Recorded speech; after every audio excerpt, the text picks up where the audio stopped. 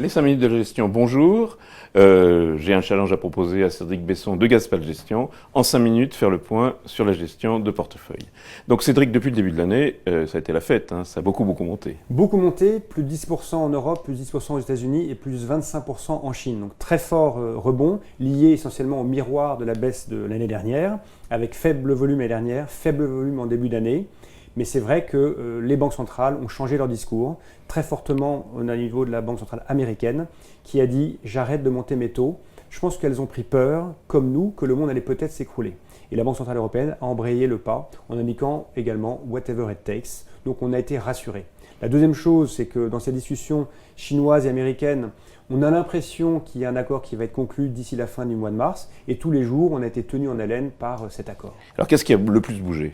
Alors, plus bougé, ce sont les secteurs qui sont exposés sur la Chine et cette croissance mondiale. Donc c'était le rebond des minières, c'est le rebond du secteur de la construction, rebond de l'automobile. Et puis un secteur aussi qui a rebondi pour d'autres raisons, qui est le secteur de la distribution. Vous vous souvenez des gilets jaunes qui continuent, et on a eu peur que la consommation française s'écroule. Ce n'a pas été le cas, et donc Carrefour ou Casino ont repris entre 15 et 25% depuis le début de l'année. Alors petit point microéconomie. Oui. La saison des résultats se termine, les sociétés ont publié leur résultat 2018 et fait part de quelques prévisions 2019. Comment vous sentez ça ? Alors pour l'instant, la saison est bonne, c'est-à-dire que les résultats qui ont été évoqués ont été rassurants, mais ils avaient été quand même révisés à la baisse par les analystes avant ces publications. Par contre, les perspectives 2019 sont quand même très incertaines. Bien, eh bien on va voir comment on applique tout ça avec la gestion. Très bien.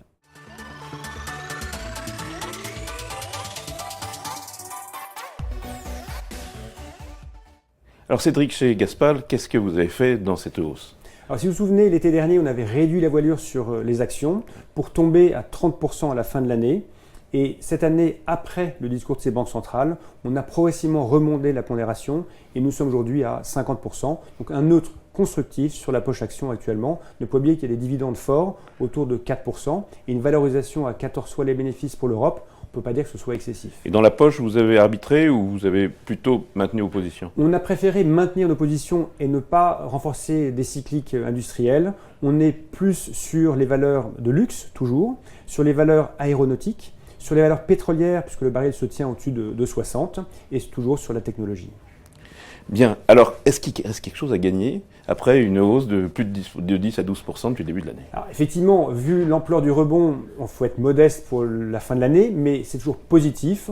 On peut imaginer entre 5 et 8%, et ne pas oublier qu'on rentre dans une période de distribution de dividendes à partir du printemps. Avec un gros rendement, notamment en Europe. Voilà, plus de 4%. Alors, les secteurs ou les concepts à éviter et à suivre ? Alors, à éviter, toujours l'automobile.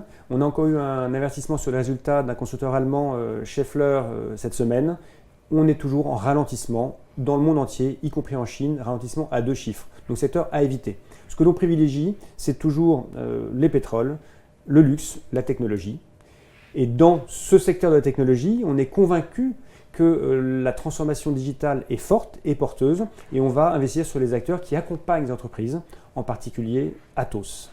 Atos, donc c'est votre choix de la semaine ou du mois en tout cas. C'est notre choix du mois, Atos, qui en fait avait baissé à l'automne sur des résultats qui étaient un tout petit peu décevants, mais qui étaient liés à des contrats qui étaient décalés dans le temps. Par contre, il a fait une très belle acquisition Syntel aux États-Unis l'année dernière, qui commence à porter ses fruits aujourd'hui.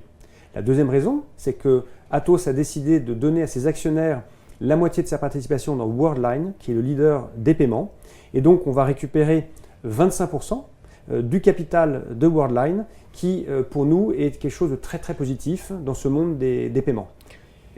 Et ce sont des valeurs qui, sur un an ou sur plus longue période, on fait quoi ? Alors, Atos est en baisse en fait sur 12 mois. Worldline a déjà fait un joli parcours à plus de 15% de performance, mais on pense que ce n'est pas terminé.